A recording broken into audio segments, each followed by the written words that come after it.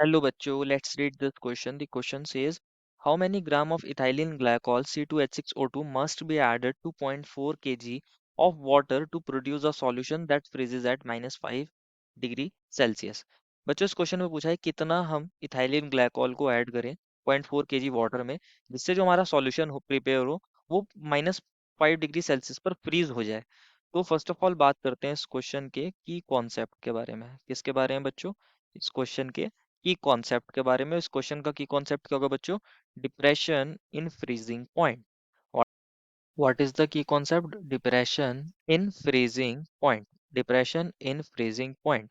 अगर depression in freezing point की बात करें बच्चों तो ये कॉलिगेटिव प्रॉपर्टी होती है, और इसका जो फॉर्मूला होता है अगर हम निकालते हैं डेल्टा, इसको रिप्रेजेंट करते हैं डेल्टा टी एफ से, और ये होता है equals to K F M. ध्यान से समझना है इस फॉर्मूले को। डेल्टा टी एफ क्या है? Depression in freezing point. ये होता है के एफ इंटू एम के इक्वल। ये जो टी एफ है इसको आप लिख सकते हो T naught F minus T F is equals to K F M. अब यहाँ टर्म्स को समझना है। ये जो टी नॉट एफ होता है बच्चों, ये क्या होता है? Freezing point. किसका फ्रीजिंग पॉइंट?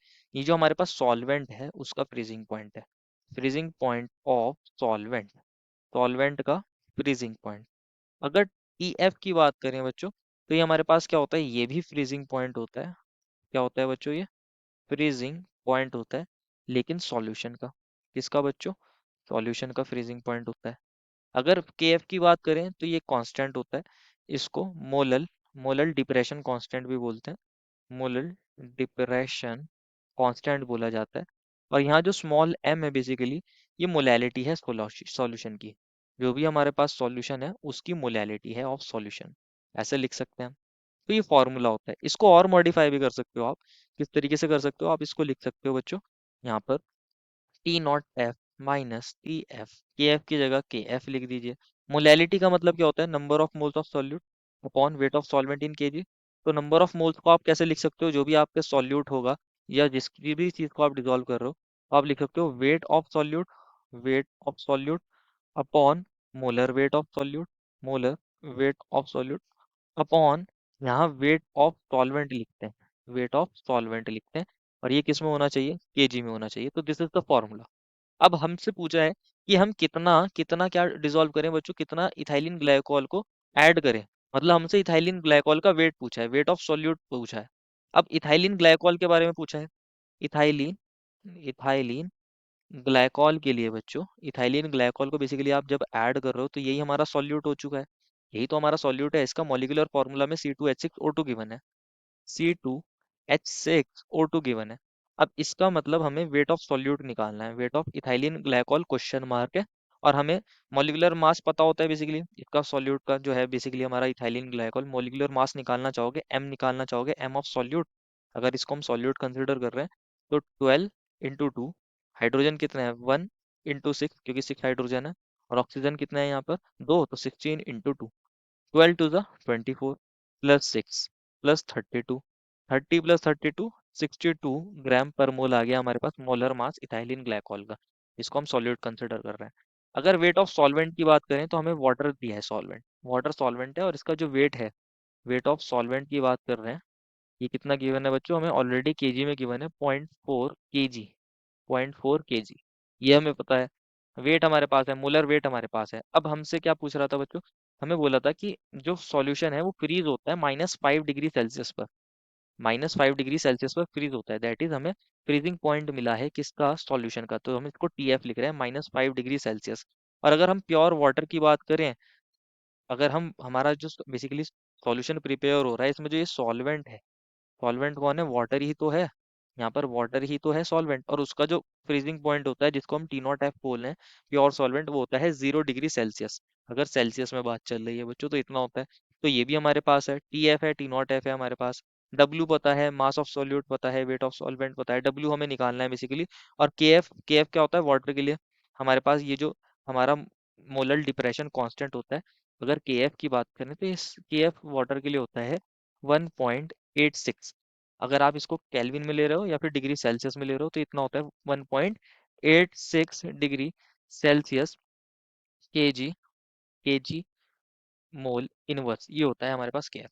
तो वैल्यूज को रखते हैं, वैल्यूज को रखते हैं इस वाले फॉर्मूले में। ये जो फॉर्मूला था हमारे पास टी नॉट एफ की जगह क्या रख दीजिए, ये जो इक्वेशन 1 है इसमें रख देते हैं वैल्यूज।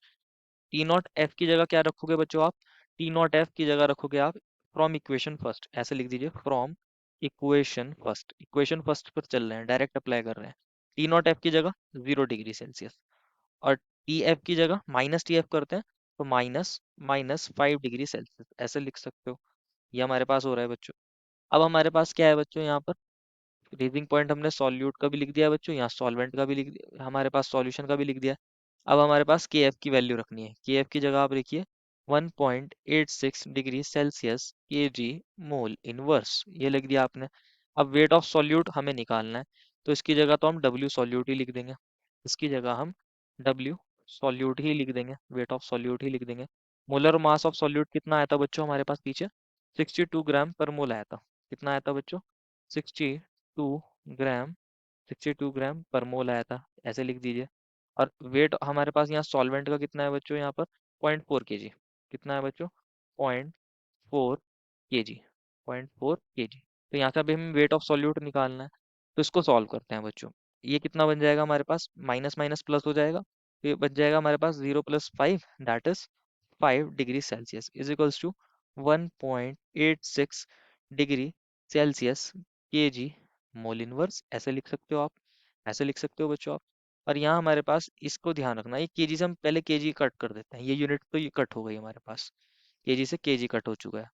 अब ध्यान से समझना है, हमारे पास ये जो यूनिट आएगी 1.86 degree Celsius mole inverse into, यहाँ पर क्या है, वेट ऑफ सॉल्यूट, लिख दीजिए वेट ऑफ सॉल्यूट की जगह वेट ऑफ सॉल्यूट। और यहाँ हमारे पास क्या था बच्चों, ये 62 था। इसको किससे डिवाइड कर रहे थे, 62 से डिवाइड कर रहे थे, तो ये 62 की जगह 62 ग्राम पर मोल की जगह, ग्राम पर मोल को आप ऐसे भी तो लिख सकते हो यहाँ पर, ग्राम पर मोल डिनोमिनेटर में, मतलब ये ग्राम मोल इनवर्स ही तो है डिनोमिनेटर में। ये क्या हो जाएगा, ये 0.4। अब इसको सॉल्व करना है, यूनिट्स का बहुत ध्यान रखना है बच्चों। यहाँ मोल इनवर्स से मोल इनवर्स कट हो जाएगा, कट हो गया बच्चों हमारे पास। अगर आप देखोगे यहाँ डिग्री सेल्सियस कट हो गया, यूनिट से यूनिट कट हो रही है। ओवरऑल आंसर हमारा ग्राम में आ जाएगा, वेट ऑफ सॉल्यूट। अब कुछ और कट हो सकता है क्या यहाँ पर, इसको ध्यान से रखना है। अब यहाँ हम ऐसा कर देते हैं, क्रॉस मल्टीप्लाई है, 5 × 62 × 0.4, और ये डिनोमिनेटर में कौन आ जाएगा, 1.86। ओवरऑल आंसर ग्राम में आ जाएगा।